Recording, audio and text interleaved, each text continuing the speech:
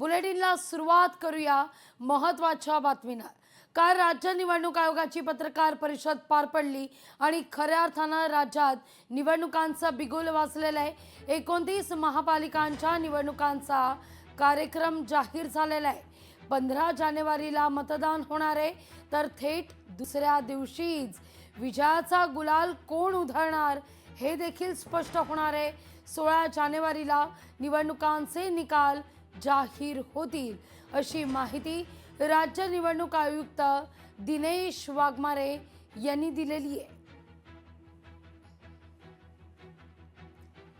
अर्थात या सगळ्या विषयी अधिक माहिती घेण्याकरता ठिकठिकाणावरून आपण आढावा घेणार आहोत। महानगरपालिकांचा काय सध्या राजकीय समीकरणं आहेत, बदललेली समीकरणं नेमक्या कोणत्या राजकीय पटलावर महापालिकेचं भवितव्य ठरवतील, या सगळ्याचा आपण आढावा घेऊया। याकरता आपल्यासोबत पुण्याहून आपले प्रतिनिधी अमोल धर्माधिकारी जोडले गेलेले आहेत, तर नाशिकहून आपले प्रतिनिधी महेश महाले। सुरुवातीला आपण जाऊया पुण्याला अमोल धर्माधिकारी यांच्याकडे। अमोल, खरं तर पुण्यात एक वेगळंच समीकरण पाहायला मिळतंय असं म्हटलं तर काही वावगं ठरणार नाहीये। महाविकास आघाडीचं पुण्यात अजून काही ठरतंय की नाही या संदर्भात चर्चा सुरू असतानाच तिथं मात्र दादा स्वबळाची गणितं जुळवण्याच्या दृष्टिकोनातून पुण्यात ठाण मांडून बसतायत। काय होती पुण्याची या आधीची गणितं, बदललेली समीकरणं काय सांगतायत आणि कोणते चेहरे निवडणुकीच्या रिंगणात प्रकर्षानं समोर येताना दिसतील? पुण्याचं नेमकं काय सध्या चित्र आहे?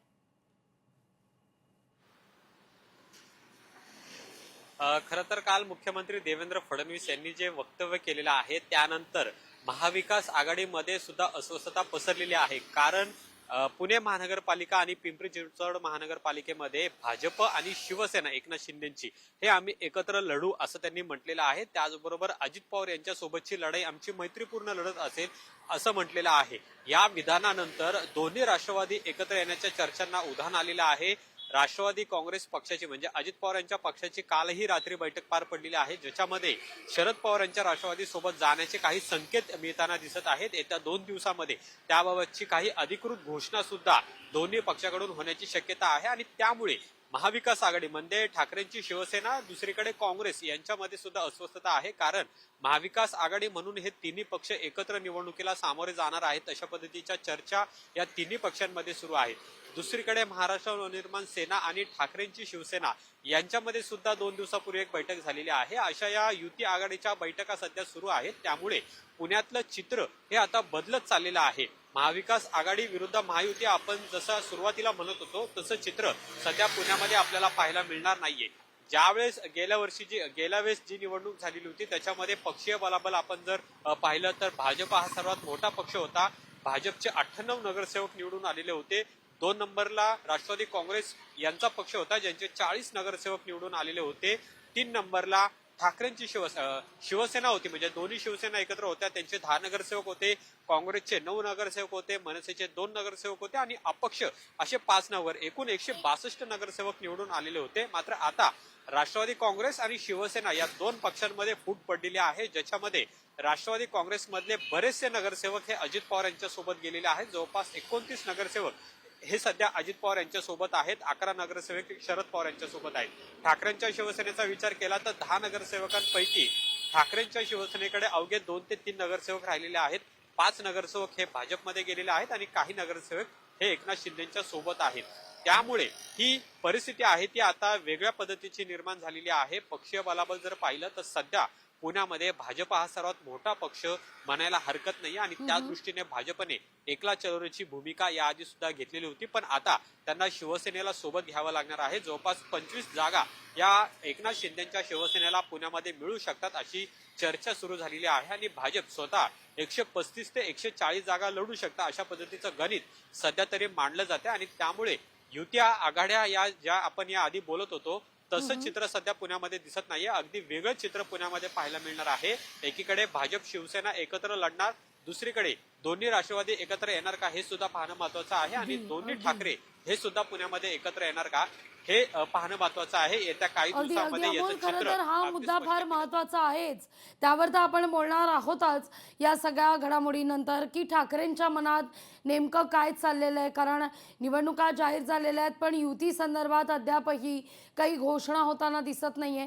त्यामुळे त्या मुद्द्याकडे आपण येऊयाच. पुण्यानंतर आता आपण अमोल जाऊया नाशिकमध्ये आपले प्रतिनिधी महेश यांच्याकडे. महेश, खरं तर 2017चं जर आपण गणित पाहिलं तर 2017मध्ये भाजप हा वरचढ ठरताना दिसत होता. भाजपचं वर्चस्व नाशिकमध्ये आजवरची गणितं पाहिली तर ते अबाधित राहिलेलं आहे. नाशिकमध्ये भाजपनं गड कायम राखलेला आहे. पण त्यानंतर मात्र पुलाखालून बरंच पाणी गेलेलं आहे.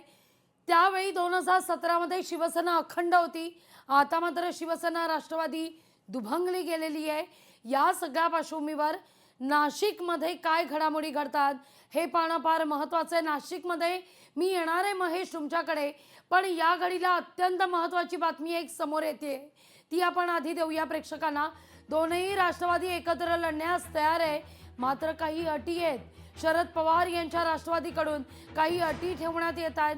दोघांनी एकत्र लढण्याकरता आम्ही सकारात्मक आहोत.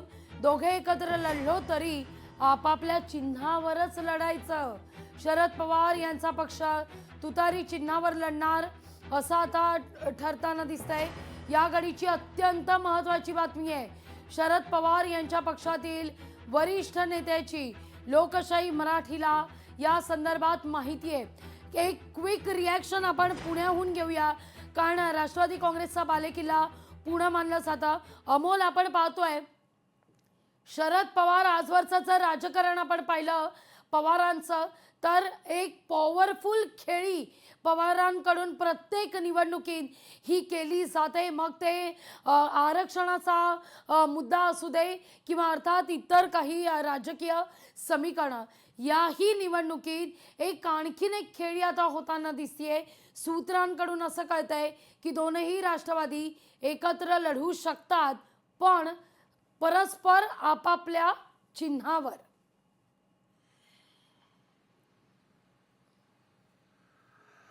नक्कीच अतिशय वरिष्ठ सूत्रांनी ही माहिती आपल्याला दिलेली आहे. काही वेळापूर्वीच आपण या नेत्याशी सुद्धा बोललेलो आहे आणि त्यांचं असं म्हणणं आहे की जरी दोन्ही राष्ट्रवादीने एकत्र लढायचं असलं तरी आमचं चिन्ह आहे तुतारी. या चिन्हावरती आम्ही महानगरपालिकेच्या निवडणुका लढू. घड्याळ चिन्हावर आम्ही अजिबात या निवडणुका लढणार नाहीये, कारण आम्हाला आमचं चिन्ह आणि पक्ष हे टिकवायचं आहे आणि त्यामुळे जर अजित पवार यांना आमच्यासोबत आघाडी करायची असेल तर आम्ही आमच्या चिन्हावरच लढू, अशा पद्धतीची एक महत्वाची अट जी लोकशाहीच्या समोरच त्यांनी मांडलेली आहे. अजून या दोन्ही पक्षांमध्ये याबाबतची चर्चा झालेली नाहीये, पण त्यांचं जे म्हणणं आहे, त्यांची जी बाजू आहे ती त्यांनी आपल्याला बोलून दाखवलेली आहे आणि त्यामुळे ज्यावेळेस आता या दोन्ही राष्ट्रवादी काँग्रेसच्या चर्चाला सुरुवात होईल प्रत्यक्षामध्ये की कशा पद्धतीने लढायचं, जागा किती घ्यायच्या, पुणे आणि पिंपरी चिंचवडमध्ये कशा पद्धतीने आपल्याला जागा वाटप करता येईल, त्यामध्ये एक ही महत्वाची अट असणार आहे, ज्याच्यामध्ये राष्ट्रवादी काँग्रेस शरद पवार यांचा पक्ष हा तुतारी चिन्हावरच लढणार आहे. कुठेही याबाबत तडजोड केली जाणार नाहीये. घड्याळ चिन्हावर कोणताही उमेदवार आमचा हा लढवला जाणार नाहीये आणि त्यामुळे जसं अजित पवार यांच्याकडून आता या आघाडीसाठी आग्रही भूमिका मांडली जाते, त्याच पद्धतीने त्याला सुद्धा प्रत्युत्तर हे शरद पवार यांच्या पक्षाकडून दिलं जाते. कारण सध्या आपण पाहिलं की काल देवेंद्र फडणवीसांनी त्यांची भूमिका जाहीर केल्यानंतर कुठेतरी अजित पवार यांचा पक्ष हा एकाकी पडल्याचं दिसून येत आहे आणि त्याचमुळे अजित पवार यांच्या पक्षाकडून राष्ट्रवादी काँग्रेस शरद पवार यांच्या पक्षाची जुळून घेण्यासाठी प्रयत्न केले जात आहेत. अत्यंत सकारात्मक भूमिका अजित पवार यांची सुद्धा याबाबतची आहे, पण त्याच वेळेस शरद पवार यांच्या पक्षाकडून सुद्धा काही अटी आहेत त्या या संदर्भातल्या मांडलेल्या आहेत. एकत्र न येता आघाडी म्हणून आपण या निवडणुकीला सामोरं जाऊ असं सुद्धा यामध्ये म्हटलेलं आहे आणि त्यामुळे अतिशय महत्वाची भूमिका राष्ट्रवादी काँग्रेस शरद पवार पक्षाची आपल्याला ऐकायला मिळाली. ही जी सगळी सूत्र आहेत ती केवळ पुण्यापुरता लागू पडणार आहेत की ओव्हरऑल महाराष्ट्राकरता हे सूत्र लागू पडणार आहे, हा देखील एक प्रश्न निर्माण होतोय. कारण भाजपकडून सातत्यानं म्हटलं जात आहे की जर नवाब मलिक या निवडणुकांचं नेतृत्व करणार असतील तर मात्र राष्ट्रवादी काँग्रेस संदर्भात कोणत्याही प्रकारे युती होऊ शकत नाही. त्यामुळे दादांच्या राष्ट्रवादीकडून हा बी प्लॅन तर नाही आहे ना, की पवारांच्या राष्ट्रवादीकडून ही एक वेगळी खेळी करण्यात येते, एक वेगवेगळी सूत्र, वेगवेगळी समीकरणं या निमित्तानं समोर येत आहेत. काय नेमकं हे गणित पुण्या पिंपरी चिंचवड पुरताच मर्यादित की ओव्हरऑल महाराष्ट्र? जिथं जिथं या दोन्ही राष्ट्रवादीची आघाडी युती होणार आहे त्या ठिकाणी राष्ट्रवादी काँग्रेस शरद पवार पक्षाकडून आमच्याच चिन्हावर आम्ही लढू, तुतारी या चिन्हावर आम्ही लढू अशा पद्धतीची अट ठेवली जाणार आहे. प्रामुख्यानं पुणे पिंपरी चिंचवडमध्ये आपण पाहिलं की दोन्ही राष्ट्रवादी एकत्र लढण्याच्या चर्चा या सुरू आहेत. दुसरीकडे मुंबईमध्ये जसा तुम्ही उल्लेख केलेला आहे तिथं सुद्धा अशा पद्धतीची लढाई ही दोन्ही राष्ट्रवादीमध्ये होऊ शकते. स्वतंत्र चिन्हावर लढण्यावर मात्र राष्ट्रवादी काँग्रेस ठाम आहे. राज्यातल्या 29 महानगरपालिकांमध्ये या दोन्ही राष्ट्रवादी कुठे कुठे एकत्र येतात हे पाहणं महत्वाचं आहे. पण सगळ्यात महत्वाचा मुद्दा म्हणजे पुणे आणि पिंपरी चिंचवडमध्ये तरी या दोन्ही राष्ट्रवादीकडून एकत्र येण्याचे संकेत देण्यात येत आहेत आणि यामध्ये प्रामुख्यानं शरद पवार यांच्या पक्षाकडून आम्ही आमच्याच चिन्हावरती लढू अशा पद्धतीची अट आता ठेवली जात आहे. अगदी अगदी अमोल, थेट जाऊया आपण नाशिकला. आपले प्रतिनिधी महेश महाले यांच्याकडे. महेश, आपण पाहिलं एक वेगळीच खेळी आता राष्ट्रवादी काँग्रेसची या निमित्तानं समोर येते. पण नाशिकचा जेव्हा आपण विचार करतो त्यावेळी मात्र नाशिकमध्ये खरं तर भाजपचा गड मानला जातो. 2017मध्ये देखील भाजपला जवळपास 66च्या घरात जागा होत्या. आता मात्र आकडा वाढताना दिसतोय, 76 संख्या होताना दिसतीये. काय एकूण नाशिकमध्ये सध्या परिस्थिती आहे? कारण तपोवनमुळे याआधीच वातावरण चांगलंच तापलेलं आहे. अगदी खरं आहे लागवी. खरं तर 2017चं पक्षीय बलाबल जर बघितलं तर भाजपा हा वरचढ ठरलेला होता. 66 जागा या भाजपला मिळत त्यांनी महापौर पद पटकावलेलं होतं आणि एकूणच महानगरपालिकेवर खरं तर सत्ता ही भाजपची आली होती. मात्र यानंतर जर बघितलं तर गेल्या 4 वर्षाच्या काळामध्ये पुलाखालून बरंच पाणी वाहून गेलेलं आहे. आता शिवसेना देखील मजबूत झालेली आहे. नाशिकमध्ये शिंदेची शिवसेना आहे ती आज मितीला स्वबळाची देखील भाषा करते. भाजप एकीकडे मंत्री गिरीश महाजन 100+ नारा देताना घोषणा करताना दिसून येत आहे, तर दुसरीकडे शिंदे सेने यांनी देखील शिवसेना ही स्वबळावर लढण्यासाठी तयार असल्याचं सांगितलेलं आहे. त्यामुळे दोन्ही पक्ष आहे ते सद्यस्थितीला भाजप आणि शिवसेना हे नाशिकमध्ये स्ट्रॉंग मानल्या जातात. कारण नाशिककर जर बघितलं तर नाशिककरांची एक वेगळी परंपरा आहे. दरवर्षी किंवा दर निवडणुकांना ते वेगवेगळ्या पद्धतीने लोकांना निवडून देत असतात. 2012ला जर आपण बघितलं असतं तर मनसेला सत्ता या ठिकाणी दिलेली होती. मनसेला सर्वात प्रथम नाशिक महापालिकेवर सत्ता काबीज करण्यात यश आलेलं होतं. 40 नगरसेवक त्यावेळेस निवडून आलेले होते. यानंतर 2017ला भाजपची 66 जागा यांनी मिळवलेल्या होत्या. मात्र आत्ताची जर परिस्थिती बघितली तर येऊ घातलेल्या निवडणुकांमध्ये, महापालिका निवडणुकांमध्ये जवळपास अनेक दुसऱ्या पक्षातील जे नेते आहेत ते भाजपमध्ये आलेले. त्यामुळे भाजपमध्ये इच्छुकांची संख्या जास्त झालेली आहे आणि जर युती झाली तर हे अनेक जे नाराज कार्यकर्ते आहेत ते दुसऱ्या पक्षाकडे जाऊ शकतात अशी सध्या काहीशी परिस्थिती. दुसरीकडे महाविकास आघाडी जर बघितलं तर फारशी काही स्ट्रॉंग दिसत नाहीये. कारण बरेचसे उद्धव ठाकरे यांचे जे नगरसेवक आहेत ते आता शिंदे सेनेला जाऊन मिळालेले आहे. एकूण फक्त 5च नगरसेवक जे आहे ते उद्धव ठाकरे यांच्या शिवसेनेकडे आहे. त्याच्यामुळे त्यांची जी शिवसेना आहे ती कमकुवत झालेली. मात्र एक गोष्ट लक्षात घेण्यासारखी आहे, भाजप आणि शिवसेना यांची नाशिक महानगरपालिकेच्या निवडणुकीत जर युती झाली तर मात्र अनेक जे इच्छुक आहे भाजपमध्ये आणि शिवसेनेमध्ये ते नाराज होऊ शकतात आणि आयते उमेदवार जे आहे ते खरं तर या मनसे असेल, उबाटा असेल, काँग्रेस असेल, राष्ट्रवादी यांना मिळू शकतात. त्यामुळे हे एक गणित पाहणं महत्वाचं ठरणार आहे. दुसरीकडे जर बघितलं तर आगामी सिंहस्थ कुंभमेळा येऊन ठेपलेला आहे आणि या महत्वाच्या मुद्द्यांवर खरं तर नाशिक महानगरपालिकेची निवडणूक ही गाजणार आहे. खरं तर सध्याच्या परिस्थितीमध्ये तपोवनातील वृक्षतोडीचा मुद्दा हा गाजताना आपल्याला बघायला मिळतोय आणि विरोधक यामुळे खरं तर भाजपला घेरण्याच्या तयारीत आहेत. दुसरीकडे नाशिक जिल्हा कायद्याचा बालेकिल्ला ही नाशिक पोलिसांनी चालवलेली मोहीम आहे. या अंतर्गत गुन्हेगारी पार्श्वभूमी असलेल्या व्यक्तींना तिकीट देण्यात आली तर त्यालाही नाशिककर विरोध करू शकताय. हा पण एक महत्वाचा मुद्दा लक्षात घेण्यासारखा आहे. आणि तिसरीकडे जर बघितलं तर 25,000 कोटींचा निधी आगामी सिंहस्थ कुंभमेळ्यासाठी नाशिकसाठी आलेला आहे आणि या सगळ्या पार्श्वभूमीवर जरी एवढा निधी आलेला असला तरी कामं संत गतीने सुरू आहे. त्याच्यामुळे नाशिककर आता कुणाला कौल देता हे पाहणं महत्वाचं ठरणार आहे. मात्र ही गणित जी आहे ती आता आपण जाऊया संभाजीनगरमध्ये. छत्रपती संभाजीनगरमध्ये सचिन बडे आपले प्रतिनिधी आपल्यासोबत जोडले गेलेले. सचिन, 2017ला जी समीकरणं छत्रपती संभाजीनगरमध्ये होती ती आता बिलकुलच नाही. कारण त्यावेळी एकसंध शिवसेना होती, युतीचं या ठिकाणी वर्चस्व होतं. आता मात्र भाजपनं शिंदेच्या शिवसेनेला सोबत घेतलेलं आहे. ठाकरेंची शिवसेना दुभंगलेली आहे.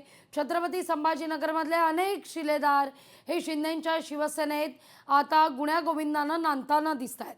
असं असताना संभाजीनगरमध्ये आता मात्र काय सद्य परिस्थिती आहे, कशी समीकरणं दिसतील? लागवीची काही दिवसांपूर्वी म्हणजेच काही वर्षांपूर्वीची जी काही समीकरणं होती राजकारणाची ती पूर्णपणे बदललेली आहे. कारण राज्यात नवीन सरकार आलं आणि त्यासोबतच अनेक वर्षांच्या नंतर महानगरपालिका निवडणुका जाहीर झाल्या. मात्र ज्यावेळेस या महानगरपालिकेवर आयुक्त म्हणून ज्या पद्धतीने एक अधिकारी आला, मात्र तो प्रशासक झाला, कारण तो कालावधी मिळालेला होता. त्या कालावधीमध्ये निवडणुका हा वरचढ ठरताना दिसत होता. भाजपचं वर्चस्व नाशिकमध्ये आजवरची गणितं पाहिली तर ते अबाधित राहिलेलं आहे. नाशिकमध्ये भाजपनं गड कायम राखलेला आहे. पण त्यानंतर मात्र पुलाखालून बरंच पाणी गेलेलं आहे. त्यावेळी 2017मध्ये शिवसेना अखंड होती. आता मात्र शिवसेना राष्ट्रवादी दुभंगली गेलेली आहे. या सगळ्या पार्श्वभूमीवर नाशिकमध्ये काय घडामोडी घडतात हे पाहणं फार महत्त्वाचं आहे. नाशिकमध्ये मी येणार आहे महेश तुमच्याकडे, पण या घडीला अत्यंत महत्त्वाची बातमी एक समोर येते, ती आपण आधी देऊया प्रेक्षकांना. दोनही राष्ट्रवादी एकत्र लढण्यास तयार आहे, मात्र काही अटी आहेत. शरद पवार यांच्या राष्ट्रवादीकडून काही अटी ठेवण्यात येत आहेत. दोघांनी एकत्र लढण्याकरता आम्ही सकारात्मक आहोत. दोघे एकत्र लढलो तरी आपापल्या चिन्हावरच लढायचं. शरद पवार यांचा पक्ष तुतारी चिन्हावर लढणार असं आता ठरताना दिसतंय. या घडीची अत्यंत महत्त्वाची बातमी आहे. शरद पवार यांच्या पक्षातील वरिष्ठ नेत्याची लोकशाही मराठीला या संदर्भात माहिती आहे.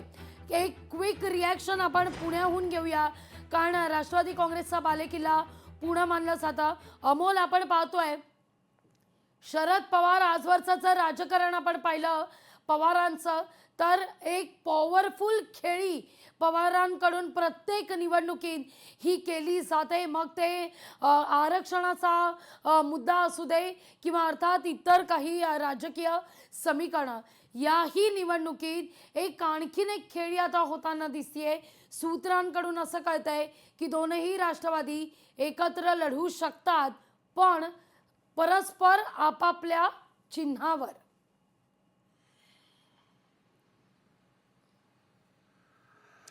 नक्कीच अतिशय वरिष्ठ सूत्रांनी ही माहिती आपल्याला दिलेली आहे. काही वेळापूर्वीच आपण या नेत्याशी सुद्धा बोललेलो आहे आणि त्यांचं असं म्हणणं आहे की जरी दोन्ही राष्ट्रवादीने एकत्र लढायचं असलं तरी आमचं चिन्ह आहे तुतारी. या चिन्हावरती आम्ही महानगरपालिकेच्या निवडणुका लढू.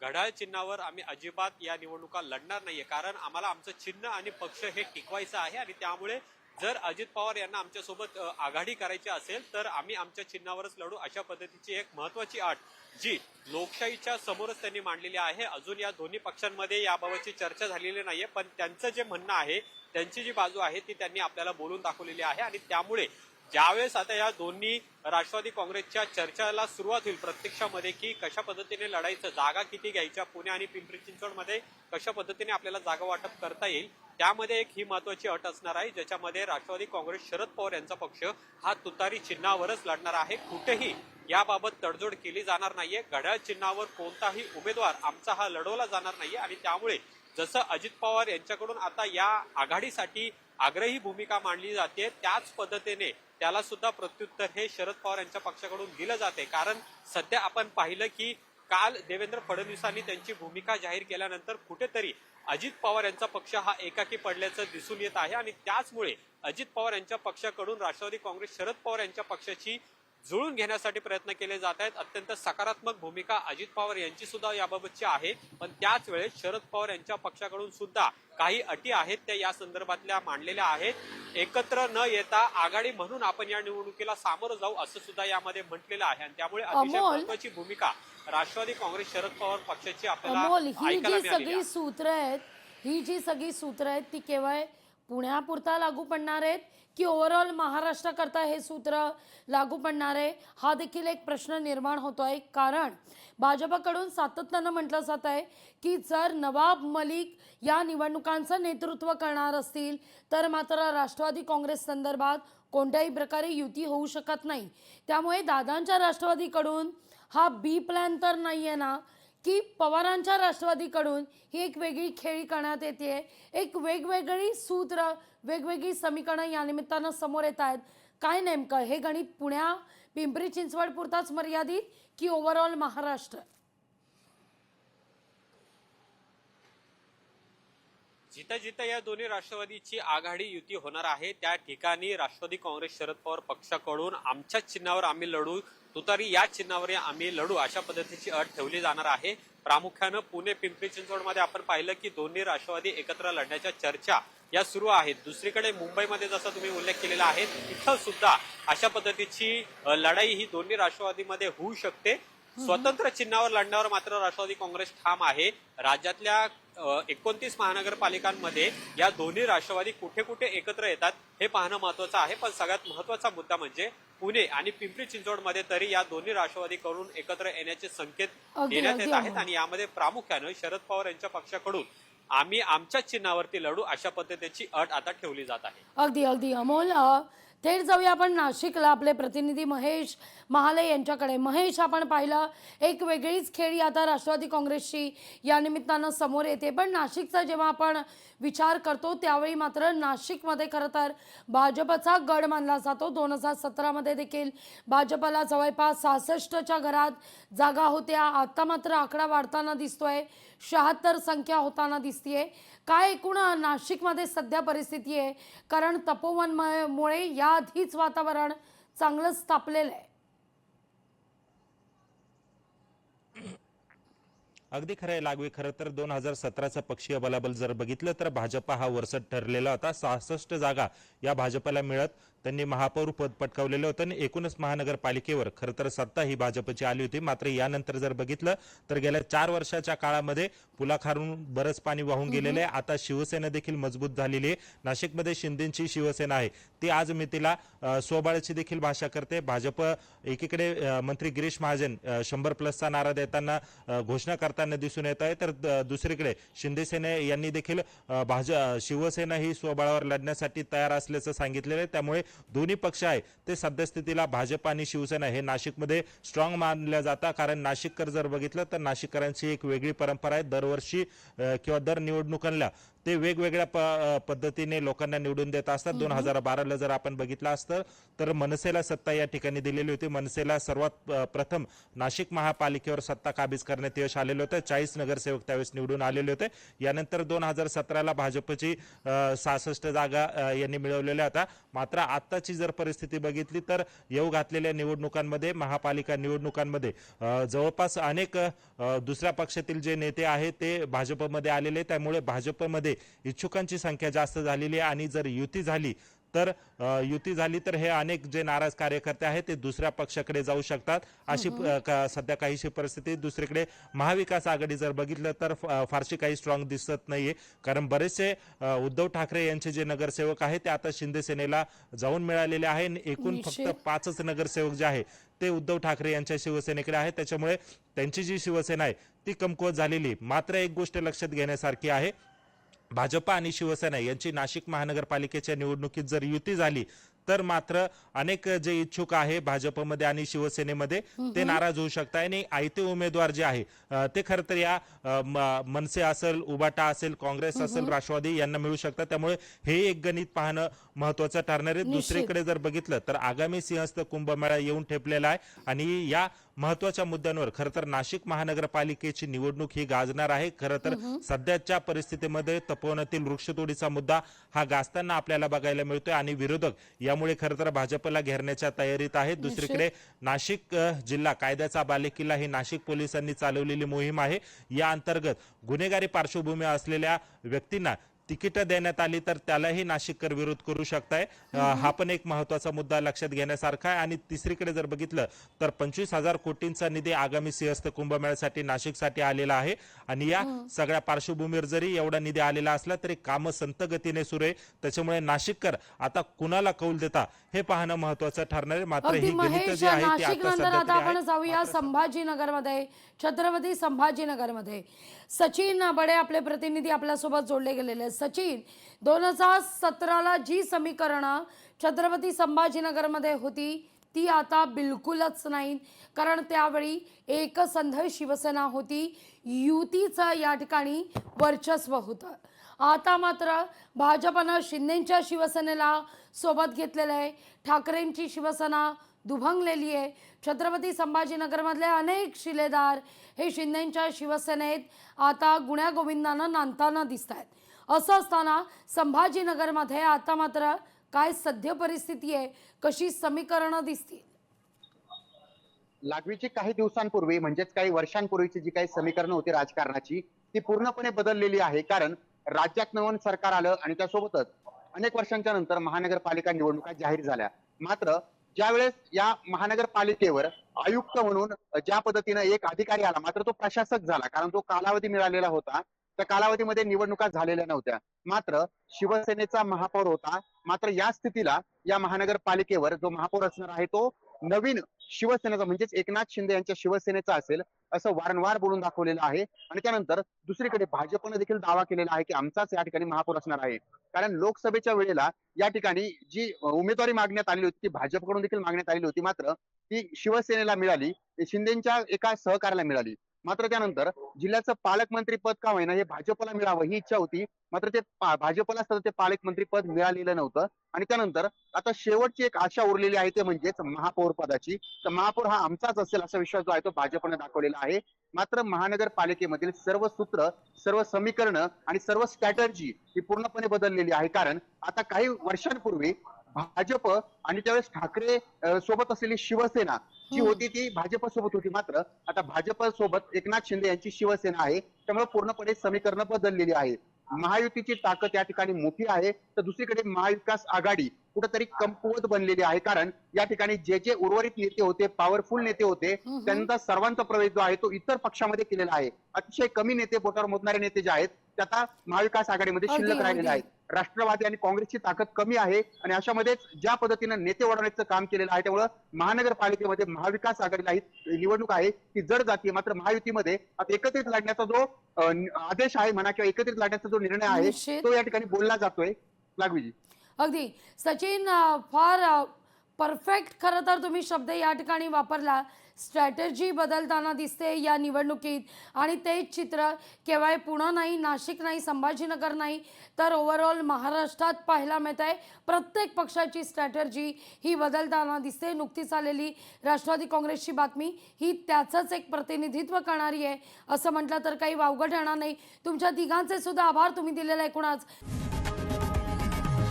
लोकशाही मराठी ऐका, पहा, जागरूक रहा.